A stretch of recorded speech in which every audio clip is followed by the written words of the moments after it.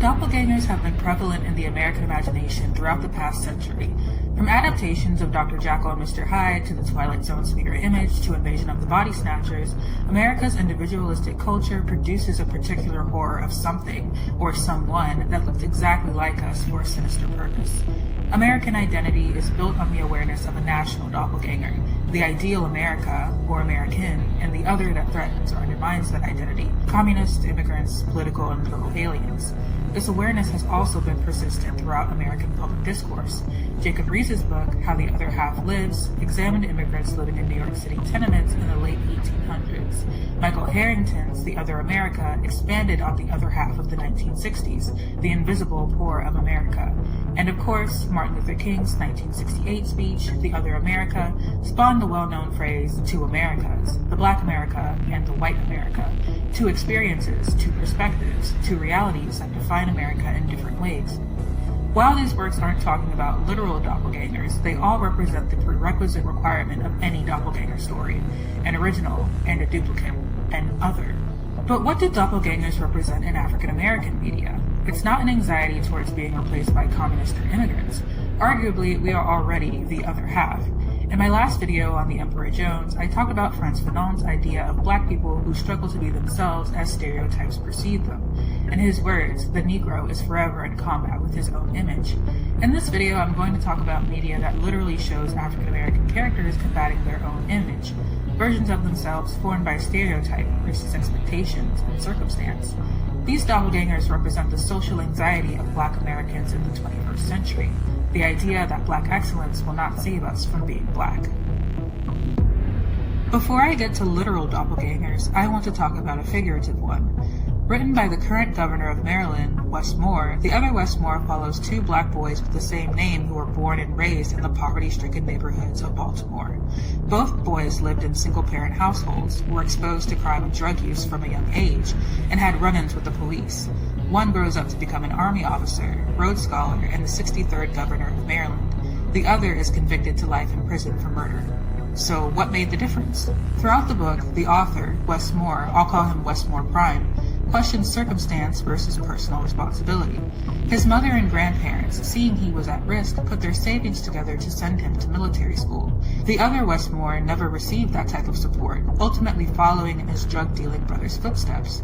Through meeting this doppelganger, Wes Moore Prime concludes that circumstance is halfway responsible for the outcome of your life, but it's personal choice that solidifies your path. However, Wes Moore Prime also writes, "The chilling truth is that his story could have been mine. The tragedy is that my story could have been his. It's unsettling to know how little separates each of us from another life altogether." Wes Moore Prime shows that there was a knife's edge of difference between their fates, between success and failure, freedom and incarceration, wealth and poverty. Achieving a middle-class life in the suburbs, an unstable promise of the American dream, is dependent upon these knife-edge decisions and circumstances, perhaps even thinner when born black and poor in America. In Black Picket Fences by Mary Patilla McCoy, the author describes the black middle class as the buffer between white neighborhoods and black poverty. She also acknowledges that in the black community, the consequences of the wrong choice are so much more serious for black youth. The right and wrong paths are in easy reach of neighborhood youth. All of the positive knowledge, networking, and role model benefits that accrue to working parents are operative for many families. But at the same time, the rebellious nature of adolescence inevitably makes the wrong path a strong temptation, and there is no shortage of showy drug dealers and cocky gang members who make dabbling in deviance look fun. In any context, it's clear that choices matter, but how disturbing is it to see how much they do? To see someone who looks like you, came from the same place as you, has the same name as you, looking back at you through a prison cell. To know that that could have been you. Let's keep this fear in mind. Now, for the fun stuff, let's talk about literal doppelgangers. Jordan Peele's Us uses doppelgangers in the traditionally American way. Deadly, emotionless copies of us clad in communist red, seeking to destroy and replace the modern American family. I've read and watched many theories about Us, from the tethered representing the prison system to the general anxiety of the American middle class in a capitalist society. But does Us express something more specific to the black community?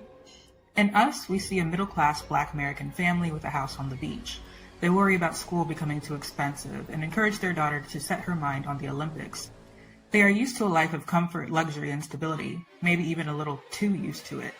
Education, wealth, and image are what secure Black Americans in the middle class, often referred to as Black excellence.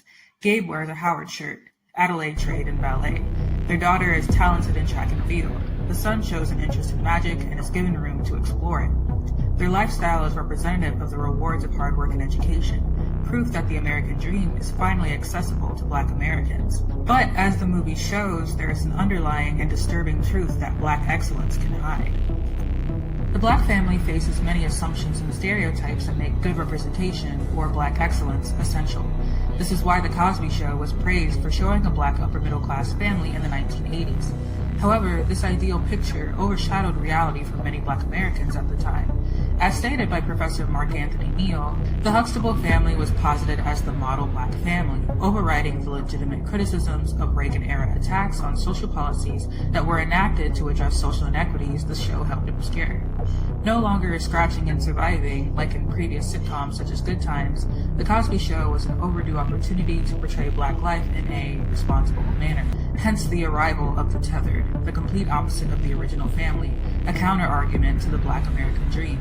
Violent, destructive, and unable to speak, except for Red, they represent the antithesis of Black excellence, proof of the social inequities persisting despite the success of a few, pushed so far to the margins of society that they literally live underground. Despite the fact that they are only this way because of the circumstances they were raised in, and that they're not culturally or biologically different from the surface people, as Red says, "We're Americans." Us is not only a commentary on the futility of Black excellence to save Black people from racism, it also acknowledges the divide between struggle and stability in the Black community. When the girl ate, her food was given to her warm and tasty. But when the shadow was hungry, she had to eat rabbit, raw and bloody. On Christmas, the girl received wonderful toys, soft and cushy. But the shadow's toys were so sharp and cold, they'd slice through her fingers when she tried to play with them. The tethered already know how to survive in the worst conditions. Adelaide and her model Black family, accustomed to summer vacations and everyday worries, have never had to. Ironically, the Black American community has long taken pride in its ability to survive. But when you no longer have to survive, surrounded by middle-class comforts, the skill to survive becomes a paradoxical source of nostalgia and disgust. To talk about this, I have to take another quick detour into another TV show about a Black American family, Blackish. Following a Black middle-class family in California, the Johnsons navigate current events and cultural identity through a series of humorous and heartfelt episodes. Andre Johnson prides himself on going to Howard, becoming an ad executive, and ultimately making it to the suburbs. His biggest source of pride, however, is being the kid from Compton who made it despite the odds stacked against him. But as the episode Christmas in Compton reveals, Andre no longer knows his way around the city he was raised in, and is out of touch with his childhood friends who still live in Compton. His parents also left the hood for better opportunities. They recognize Andre's feelings of losing his community and remind him of the importance of leaving that environment for himself and his kids.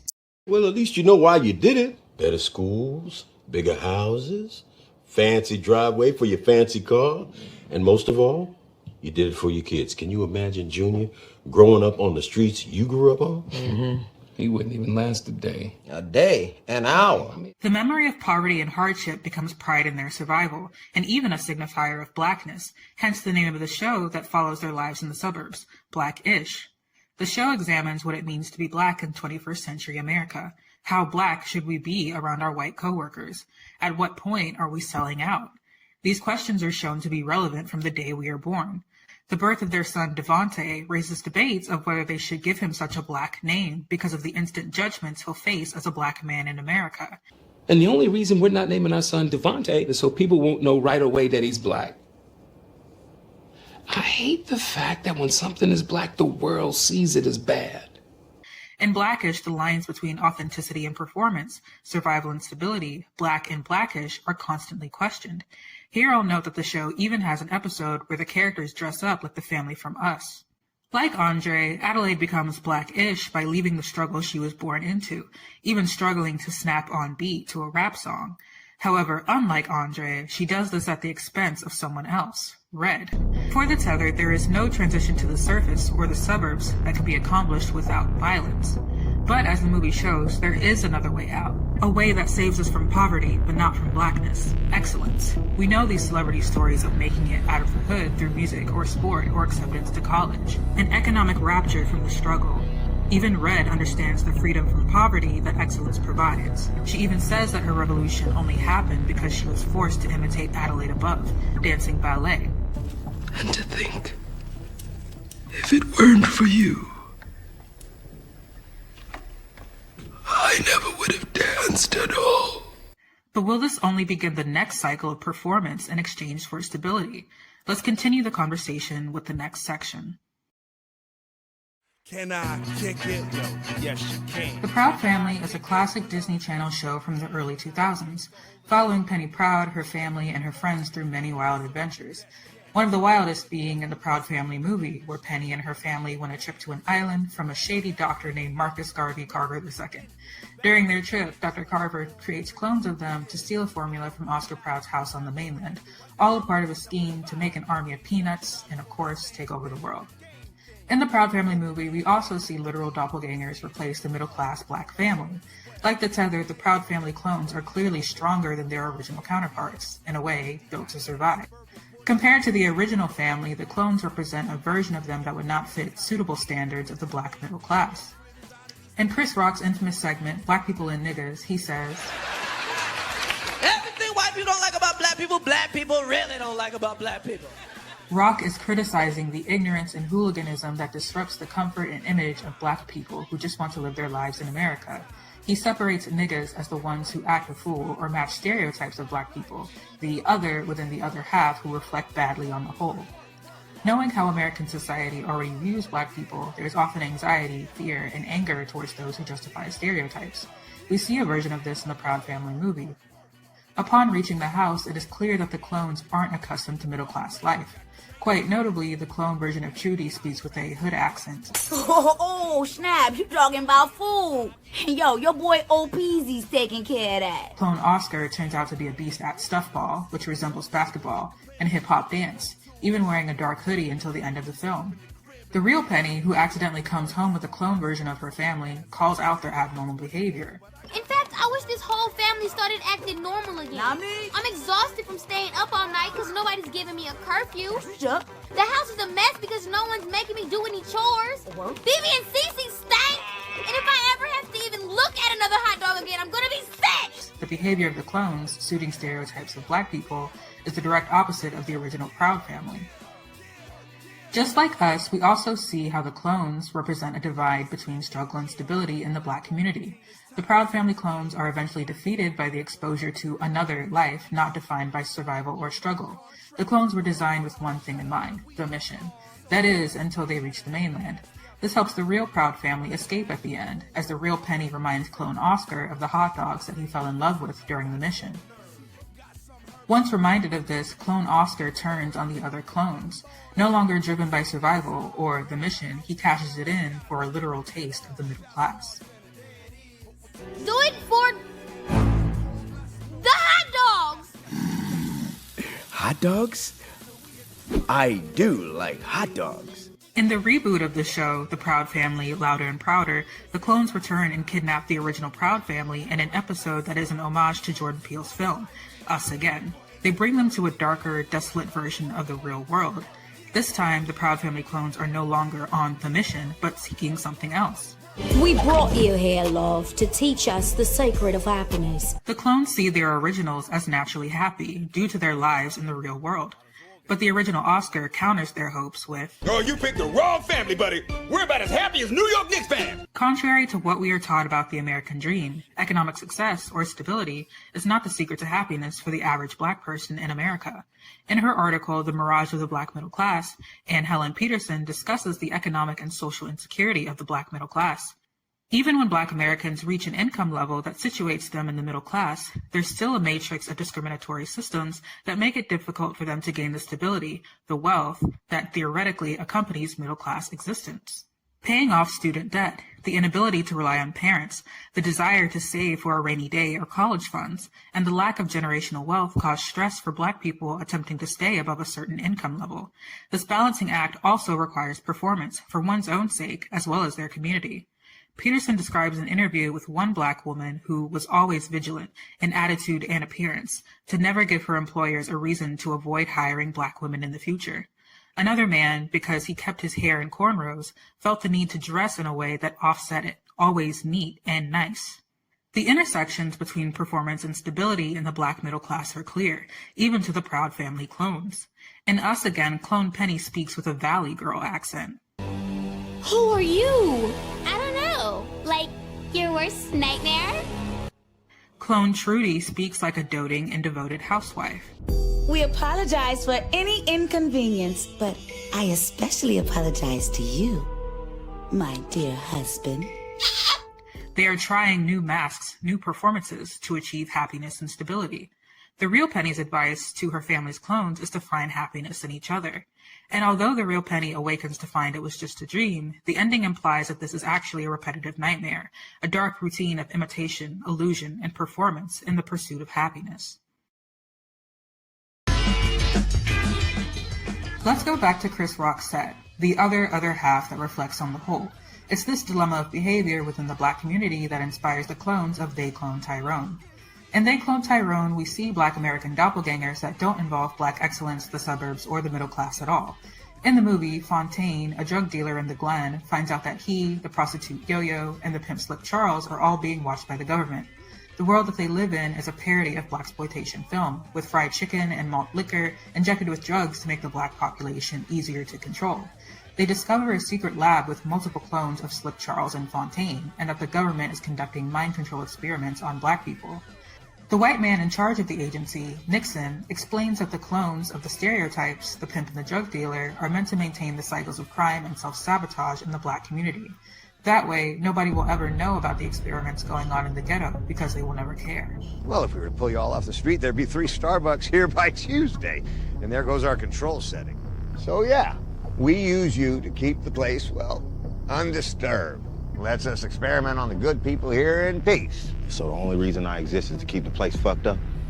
The twist of the movie reveals that the lead scientist of the operation is the original Fontaine. His clones are intentionally produced as stereotypes. In the original script, we get more context on OG Fontaine's feelings about this. Stripped of my intelligence, clearly. Implanted with a cheap knockoff of Boys in the Hood for a personality. But nonetheless, me. OG Fontaine, mourning the murder of his younger brother by a white cop, decided to assimilate his people into white society because assimilation is better than annihilation. Within several generations, OG Fontaine says, his people will eventually become white and be saved from racism. OG Fontaine's self-defeat, internalized racism, and overwhelming grief in the face of white supremacy leads him to create clones that will sabotage the Black community in order to save it. Unlike us and the Proud Family, these aren't alternate versions of the middle class, shadows of the Huxtables. We never see a version of Fontaine that could have been provided he had better opportunities. The closest we get to a character imagining herself in such an environment is Yo-Yo talking about her childhood dreams unfulfilled.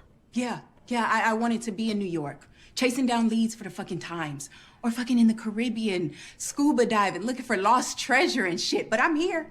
Yep, right up the street from the house I grew up in. Right up the street from all the same shit I have always wanted to get away from. Her bedroom, filled with trophies, Nancy Drew books, and a poster of Mae Jemison, demonstrates potential that likely wouldn't have been wasted in a middle-class home. Notably, Yo-Yo is the only one without a clone. To the agency, Black women, even smart ones, are not worth saving or duplicating. The clones of OG Fontaine are created to meld the two Americas into one white America. This mission depends on reflecting Chris Rock's commentary, how one bad representative reflects on the whole group. But this criticism of behavior isn't only limited to that which may justify stereotypes. In real life, we see examples of Black commentators criticizing other Black people for even implying that there are two Americas. Candace Owens, a conservative Black pundit, rejected Juneteenth, a day celebrating the freedom of Black Americans from slavery, being a federal holiday. She tweeted, "Juneteenth is so lame. Democrats really need to stop trying to repackage segregation. I'll be celebrating July 4th and July 4th only. I'm American." The acknowledgement of freedom from slavery does not make us perpetual victims, as Owen says, nor does it make us less American. In fact, this celebration of freedom makes us undeniably American. But here, she is attempting O.G. Fontaine's mission in real life, to create one America through rejecting the Black experience altogether. However, unlike Owens, O.G. Fontaine doesn't deny that there are two Americas. O.G. Fontaine is a Black conservative to the most pessimistic extreme, in the sense that he does not believe white America will ever accept Black people as Americans, regardless of how much we try to prove we are. He believes that we have to change in order to be American. By projecting the worst of Black American imagery to white America, O.G. Fontaine ensures that his work can continue. And although O.G. Fontaine resents the stereotype that he is reduced to with his clones, he believes this is how white America sees him regardless. We see this explicitly stated in the original script. We're too different. No amount of mind control is going to keep a good old boy from seeing you as nothing more than just some nigger. Instead of believing in the image of the Huxtables and the idea of reaching the American dream through hard work or education, O.G. Fontaine completely discards the hope of Black excellence, despite his clear scientific talents, because he knows it isn't enough. In Black American media, the doppelganger is the fear of bad representation, of being seen as a stereotype, of fulfilling racist expectations, of becoming the tethered, the Tyrone, the other Westmore, the violent, unloved perception of Blackness that gains no sympathy or humanity from American society, that increases the pressure to speak right, to do well. What saves us from this perception is performance and luck. After graduating from survival to success, we may think there is no longer a need to believe that there are two Americas. But underneath this illusion, we are constantly aware of other versions of us, other outcomes of us, separated only by timing or environment or chance. This is why Jordan Peele's Us is being reflected in media about the Black American middle class. Them on Amazon Prime is an indirect reference to Us in its title alone. It follows a Black American man attempting to reach the American dream, all the while being haunted by a twisted, smiling alter ego in blackface. The tap dance man, a distorted doppelganger of the Black American man, represents the way America sees him despite his efforts. It taunts him about his own powerlessness, constantly asking, What you gonna do? What you gonna do? I think we'll see more references to the tethered in the future as we continue to define what it means to be Black American in the 21st century. Just as the sunken place from Get Out is used to describe Black people who repress themselves to assimilate to American society, the tethered represent the direct opposite, an existence where we are forced to face the realities of America without any distraction of success or hope in Black excellence. The America founded on slavery, racist violence, and strange fruit. The other America that may be the only America. This isn't to say that our excellence and efforts do not matter, or that our successes have no purpose. As a people, we have certainly come very far. But the truth is that the differences between us may only be as minimal as where we were born, or what opportunities we get, and even when we do everything right, it might not even matter in the eyes of America. Doppelgangers and Black American media show the other side of the American dream, if you will, the American nightmare. The images and ideas we must constantly combat to be seen as human.